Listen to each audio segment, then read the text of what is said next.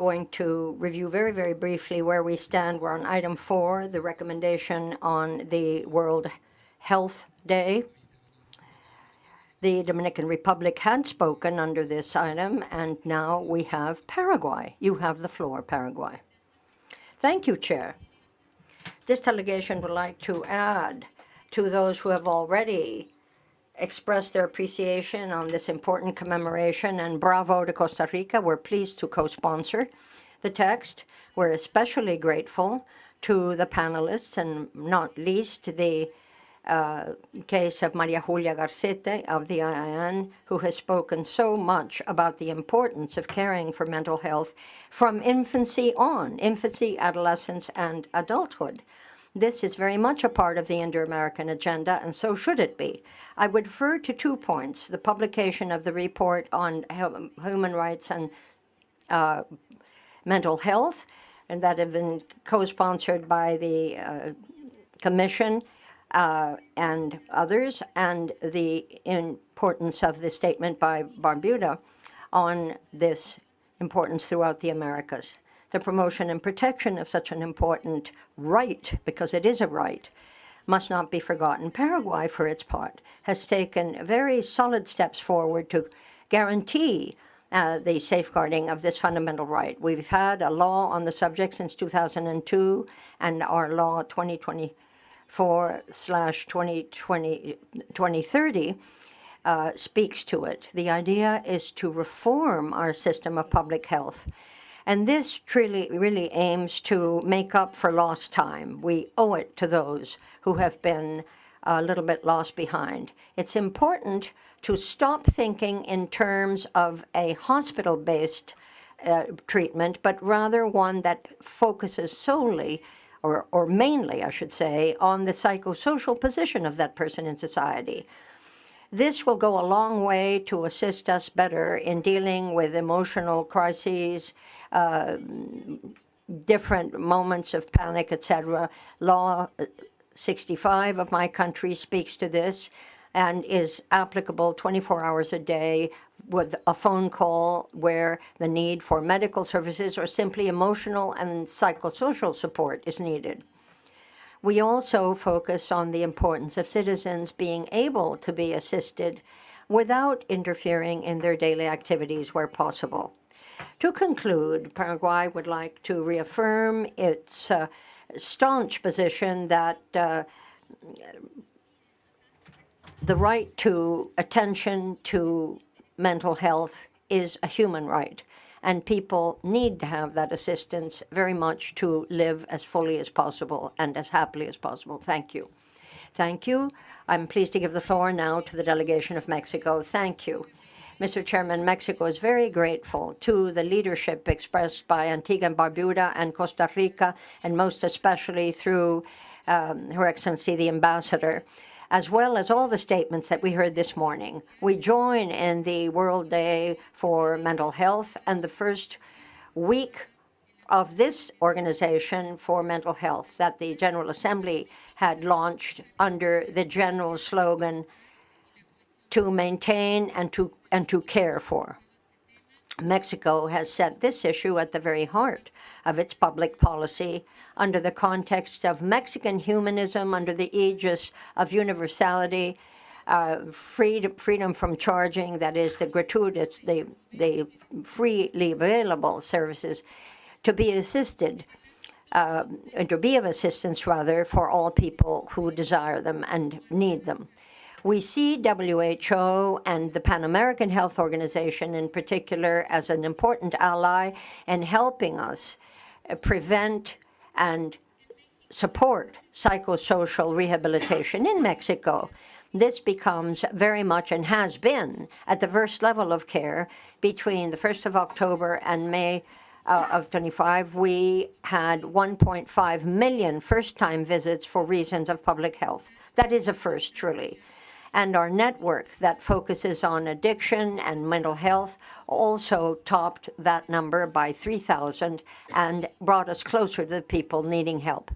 The Mexican Public Health Service also has carried out more than 7,000 medical appointments and 2,000 and some psychological one, in order to better determine mental issues or behavioral issues that needed attention.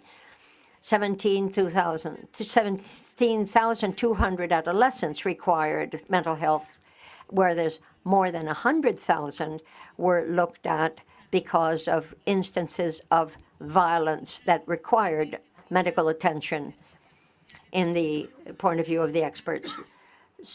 State workers, through the integral program that exists for mental workers, also were served by more than 8,000 consultations. 25% had to do with anxiety, 16% out of depression.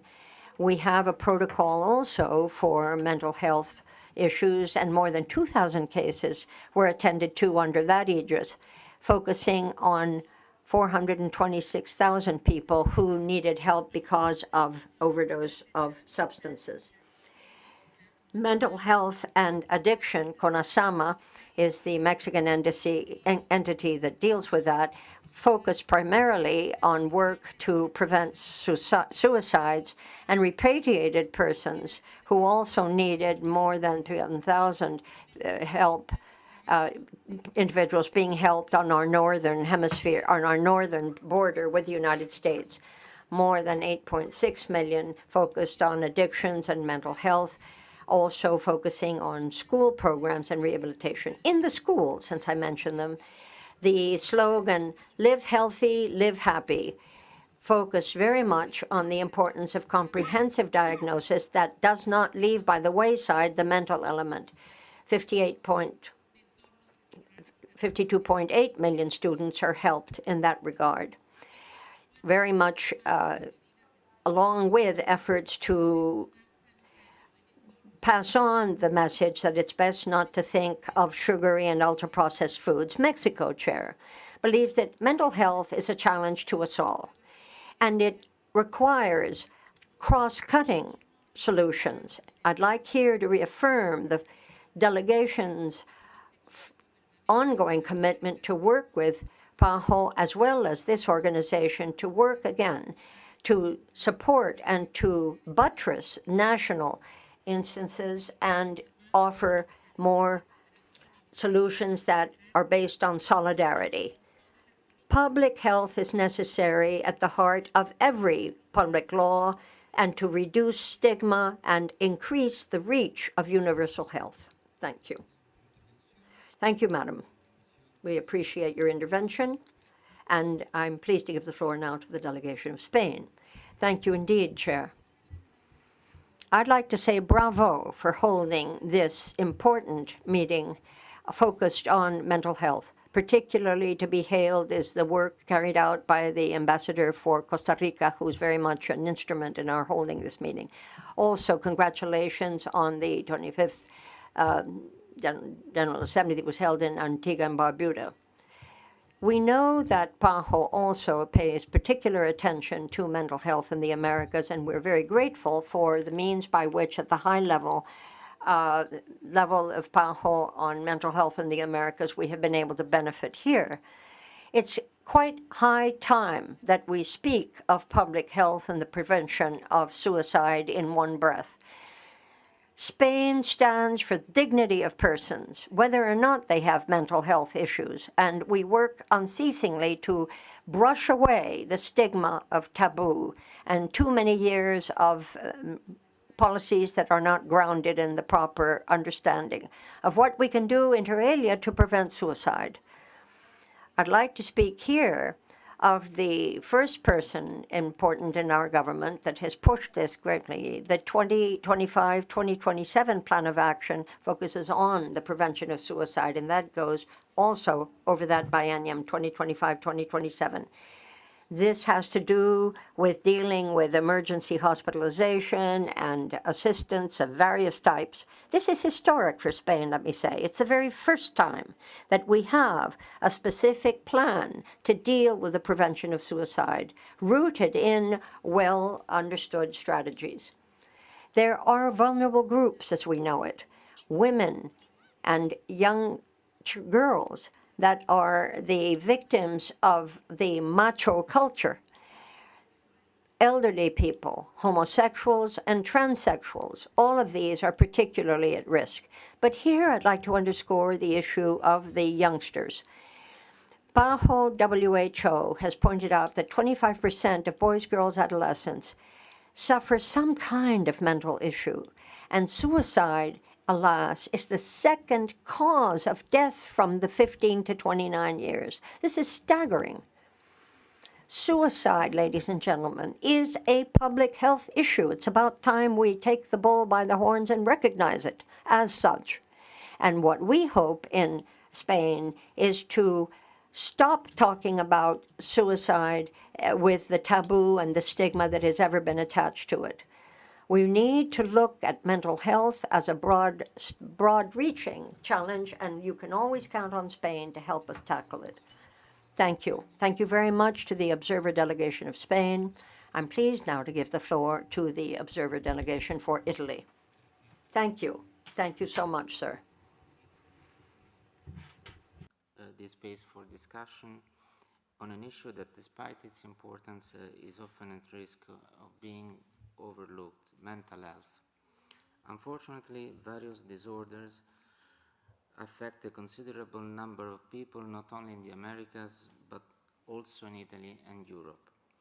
The impact is profound, not only on individuals' lives, but also on family dynamics and social cohesion. Moreover, in many cases, there is an inverse correlation between symptoms on one side and low levels of education and low income on the other. Disorders are often accompanied and aggravated by discrimination, bullying, and in the worst cases, stigma. I will focus on some aspects of the Italian experience, which has been very influential beyond our borders. I'm referring to our Law 180 of 1978, also called Basaglia Law, Legge Basaglia. It was a turning point as it promoted the gradual closure of asylum institutions, at that time open also to minors, and a new approach for psychosocial rehabilitation centered on the patients, their rights, and their integration into the community. Over time, challenges have evolved. In some countries, an aging population has a significant impact. In others, it is the large social disparities and hyper-competitiveness, together with the lack of access to education and violence. Family conditions, substance abuse, alcohol, drugs, and behavioral addictions, such as gambling or excessive use of social media, severely impact mental health, often in combination with other disorders. At the national level, Italy is committed to promoting research in the field of mental health, also thanks to the funds coming from the National Recovery and Resiliency Plan. At the international level, Italy, during its G7 presidency, sought to integrate mental health into the broader agendas on global health and pandemic preparedness, highlighting the need to invest in services and policies that promote mental well-being for all citizens. Thank you, Mr. President. Thank you very much for your statement, sir, says the chair. Pleased to give the floor now to France, the Observer Delegation of France. Thank you, sir. And greetings to the Assistant Secretary General and dear colleagues. It is an extreme honor for me to speak on behalf of France to celebrate the International Day on Mental Health. This is the first Inter-American Week on mental health, as a matter of fact. Just a couple of weeks ago at the UN in New York, we adopted a historic declaration on non-communicable disease and mental health. We all recognized as one that mental health is an essential and indivisible part of health in general. And a great number, hundreds of thousands of people, have needed additional help for that reason over the last couple of years. But statements are all good and well. We all know that when push comes to shove, you want to make sure that on the ground a difference is being made. And that is why France has declared mental health as a national cause to be sustained by the French Republic over the next year. Indeed, over the course of this year. all of 2025, we're fully aware, of course, that mental health isn't just a question of health itself. It has very much to do with environment. Where were you born? With whom were you born? In what conditions did you grow up? All of that bears on the matter, we all recognize. In other words, mental health cannot be taken in and of itself in a vacuum. You're looking at the broader environment in which it is rooted. And this is where we look to the National and International Day for Mental Health. And that is why in the statement of WHO for Europe, we coordinated a policy that speaks to mental health cross-cutting all policies. And in our country, this goes to a collective call to ensure that mental health is injected in every single public policy. And the notion of health for life is a slogan under which we most assuredly include mental health. This is being held by the OECD, by the European Union, and by our work in Africa, in Asia, in Europe, in the east of Europe, and elsewhere. We have global and very ambitious goals. We want to reduce by 1/3 the mortality due to non-communicable diseases. We want to look at the situation in the primary and community service. We want to tackle health issues, and we want to be very, very sure to not forget infants and young people. Now look, all of this is feasible. We're not reaching for the moon, and we've been to the moon and back. So in any event, what we need to do here is to be very sure to consult people who have lived it, not in theory, but in their lives. The meeting that was held recently in Doha focused on this, and the whole slogan there was, talk is cheap. We need to move to action. What is our program of action on the basis of these principles? And we stated how important it was to be very sure that every country needed to adapt to its own local situations what had been agreed to at an international level. I want to say here loud and clear, France is ready to work closely with each one of its partners to reduce stigmatization, to increase prevention, and to be sure that mental health assistance is top quality and not the last thing you thought of. Mental health cannot be the poor relation of our overall health systems. We need a society that is ever healthier and ever more resilient and ever more inclusive. Thank you very much. Thank you, France. Ahora la misión observadora. Pleased to give the floor now to the Holy See. Thank you, Chair. Very grateful for the floor you've just given us. The permanent representation here of the Holy See wishes to take the opportunity to applaud the interventions of Costa Rica, amongst others, that has pushed for an inclusion of this most important issue on the agenda, the broader agenda of this Permanent Council. This being the first week to underscore the importance of mental health within the framework of the OAS. We look back to the last General Assembly of this organization where these points were agreed upon. We're talking about comprehensive and broad health by all. The Holy See has always stood for public policy that puts the human person at the center of concerns, paying particular attention to those most vulnerable among us, those who are least able to care for themselves. This principle of the Holy See states that physical care, as important as it is not comprehensive enough if it has forgotten the mental component that spells overall welfare.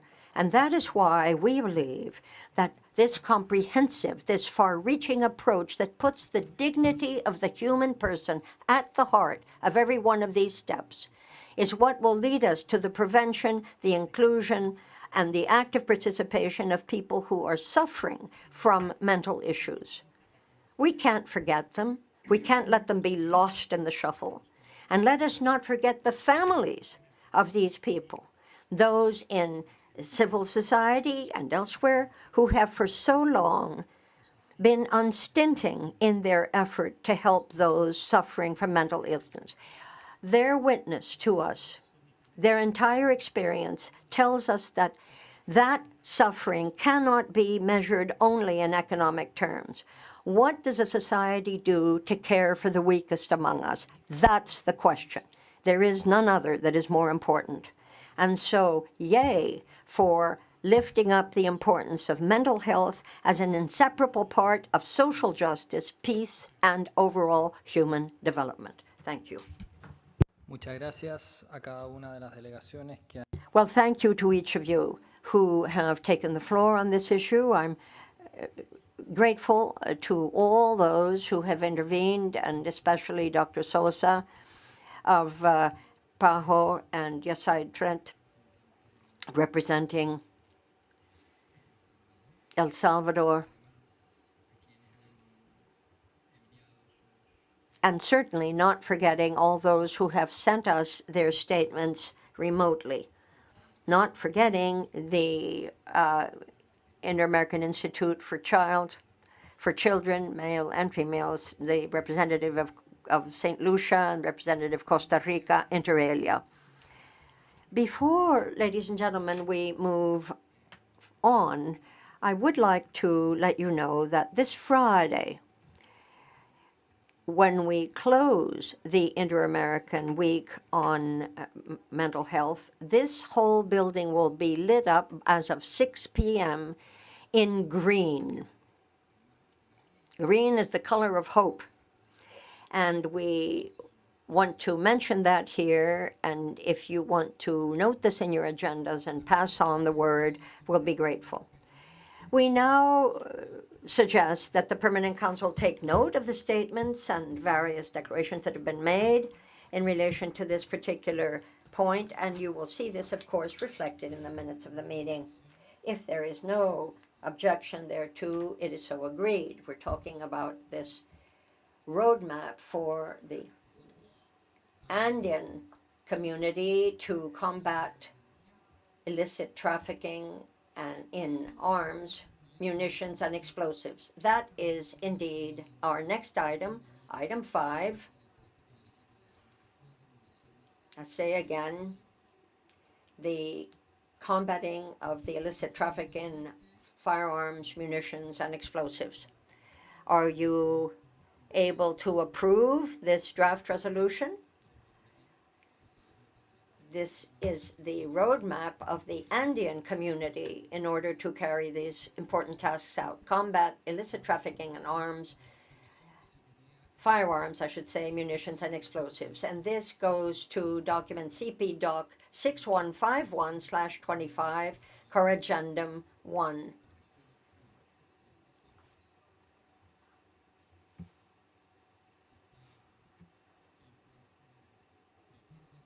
If you all agree with this suggestion, we will now adopt said draft resolution. And in the absence of any view to the contrary, it is so decided. Thank you. Moving on to item 6. We now shall consider the draft resolution that is entitled Open-Ended Informal Working Group under the Permanent Council of the Council's Committee on Juridical and Political Affairs to promote negotiations on proposed language for a future Inter-American Declaration on the Rights of People of African Descent. Now, ladies and gentlemen, this draft resolution has been presented by the delegations of Antigua and Barbuda, Bahamas, Bolivia, Brazil, Chile, Colombia, Costa Rica, Ecuador, Guatemala, Guyana, Honduras, Mexico, Peru, the Dominican Republic, St. Lucia, and Uruguay. You can find it in document CP Doc 6152/25, 6152/25. I offer the floor, ladies and gentlemen, to any one of the proponent delegations for comments that should be considered important or necessary. If no one wishes to take the floor, we take it, science being golden, that we all agree on the text being put forward, and per our usual course of action, the project is now, the draft is considered approved. Thank you. This brings us to item 7. Consideration of the following draft resolution.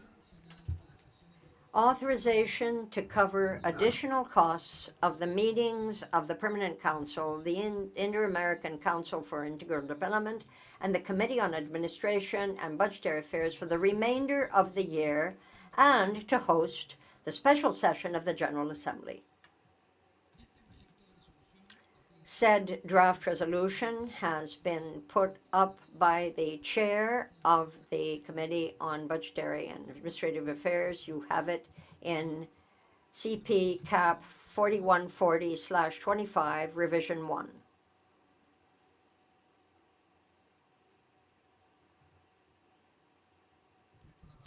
I'd like to give the floor now to Ambassador Solano, Permanent Representative of Costa Rica and the Chair of the CAP, whom we have just mentioned. You have the floor, Madam. Thank you, Mr. Chairman, and a good afternoon to you all. It is my honor to present this draft resolution. Again, the number is CP Cap 4140/25, Revision 1, and it is entitled Authorization in order to cover the costs of the Permanent Council for Integral Development and the Committee on Administrative and Budgetary Affairs for the remainder of the year, and to host the special session of the next General Assembly. It will take place next week. Chair, this draft, I should say, was looked at on September 16th with a fine-tooth comb. And we have a document that was put forward by the Assistant Secretary General for us to accept these additional funds from the sub-fund of the regular budget. And this would come from CAP itself, which I have the honor of chairing between now and the end of the year. With this, we will be able to cover the special General Assembly that will be held on the 15th of October, next week. Nota bene. It's AG Res 1 that authorized the General Secretariat to use up to $205,000 of the sub-reserve fund of the regular fund to finance meetings that have not been previously scheduled. After the requisite discussion and technical analysis, the members of the Committee of CAP authorized spending up to $170,000 to this end. The draft resolution also speaks to the various obligations that may derive therefrom, and that these should be dealt with in a separate manner from the regular fund. The General Secretariat would be presenting within a period of 90 days after the finalization of those meetings an overall account of how the money was spent. And any money that has not been spent would be returned before the 31st of March of 2026, the end of that fiscal year, returned, I say, to that reserve fund.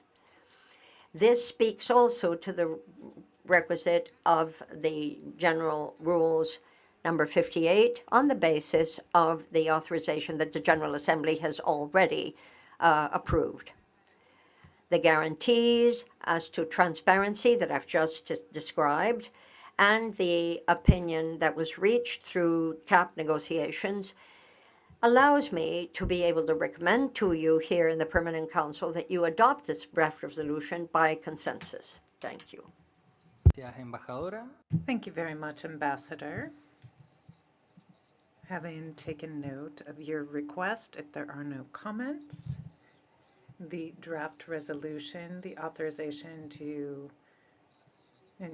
cover the additional expenses of these sections of the Permanent Council, the CD, and the CAP for the remainder of the year, and to host the special session of the General Assembly is hereby approved.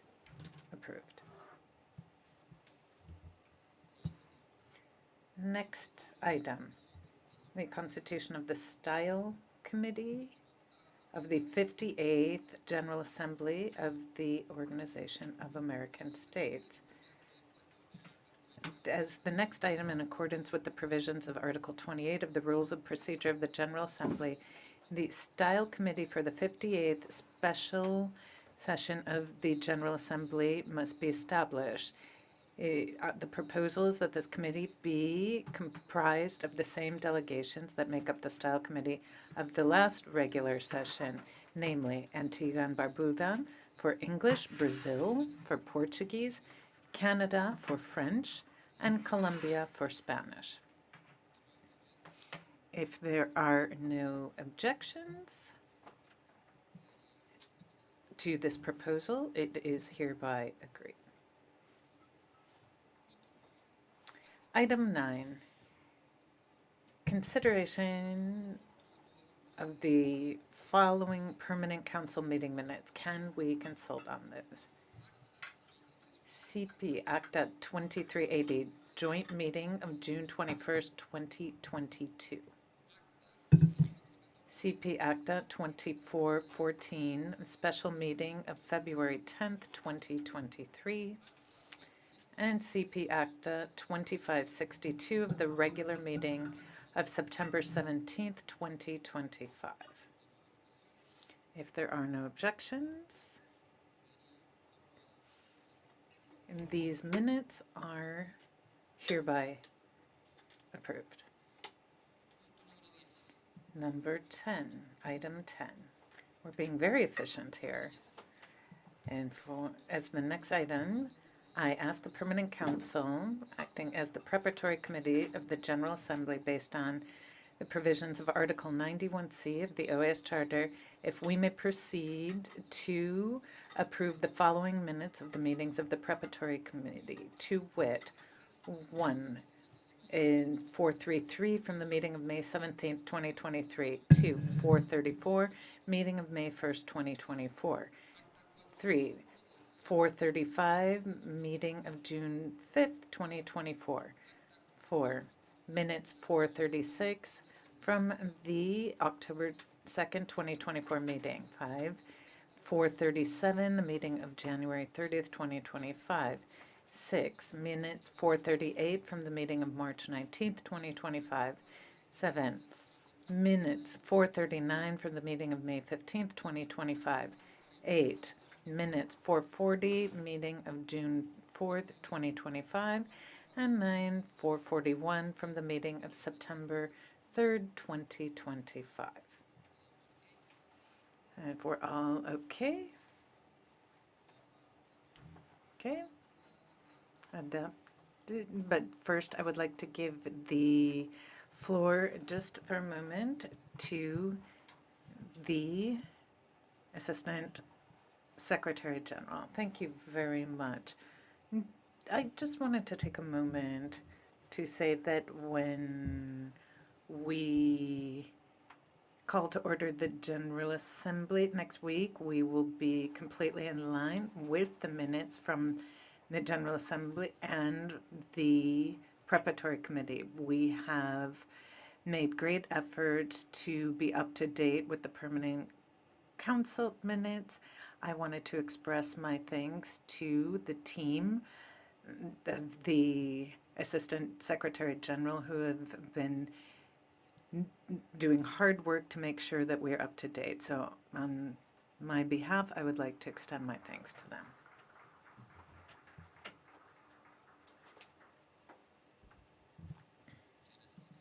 Thank you very much. We are now on item 11, other business. We have come to the end of our order of business for today's meeting. I'd like to ask if any delegation, before offering the floor to any delegations that wish to bring to the attention of the Permanent Council other matters that are strictly informative in nature, I would like to note the following. On October 2nd, the Chair received from the Secretary General the report prepared by the Department of International Law on the proposed adjustments to relevant normative instruments for the establishment of a credentials committee in keeping with the mandate contained in GA Resolution AG Res 3040. That report was distributed to the delegations as document CP/doc 6153/25 on that same day, October 2nd, and pursuant to Article 17 of the Rules of Procedure of the Permanent Council, that this chair shared the report with the chair of the Committee on Juridical and Political Affairs, Ambassador Edison Lanza, requesting his good offices to submit it to the member states for consideration by that committee and, where appropriate, to inform the Permanent Council of the results and decisions adopted by the CAJP in this regard. As indicated in the work plan, this chair aims to meet this mandate in this period. In addition, on October 6th, the chair circulated to the delegations as document CP Inf 10710/25 the note from the Secretary General informing the Permanent Council of his intention to proceed with the appointment of the Inspector General of the General Secretariat. On that same day, and pursuant to Article 130 of the General Standards for the Operations of the General Secretariat and Article 19 of the Permanent Council's Rules of Procedure, this chair requested the good offices of the chair of the Committee on Administrative and Budgetary Affairs, Ambassador Alejandra Solano, to conduct the corresponding consultations with the members of that committee and, in due course, to report the results and decisions adopted by the CAP in this regard to the Permanent Council.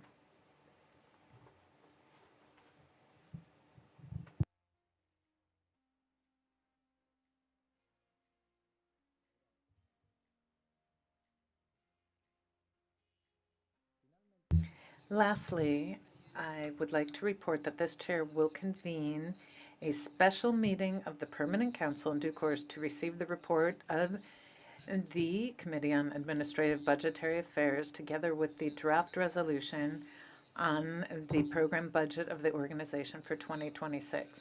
This meeting will be held on Wednesday, October 15th at 10 a.m.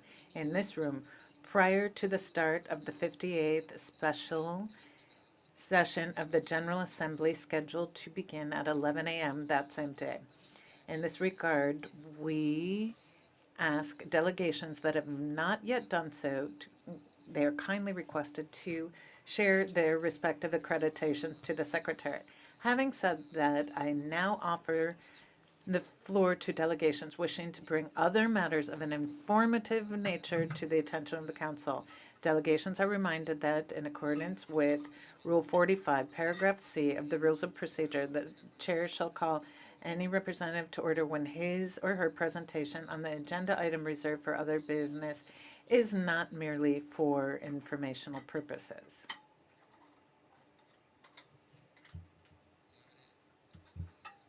I hereby offer the use of the floor.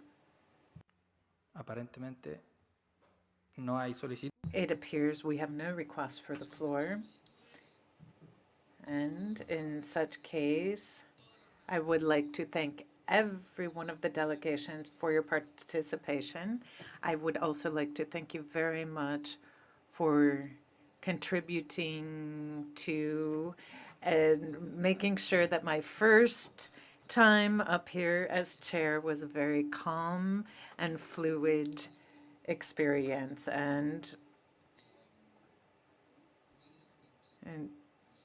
again, I would like to thank my team, and the meeting for today is here.